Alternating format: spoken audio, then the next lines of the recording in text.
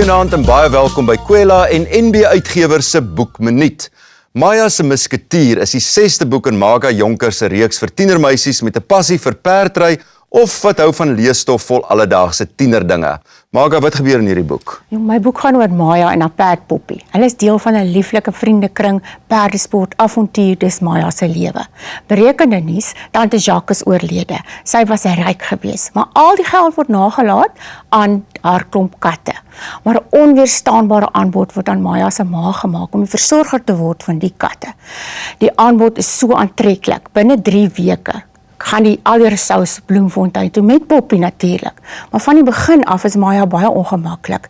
Die plek is onheilspellend. Die tante is in die tuin begrawe en die katte sit dag en nag op hierdie graf op 'n baie aardige manier. En Maya weet nie of sy en Poppie ooit in Bloemfontein gaan aanpas wat nog te sê vriende maak.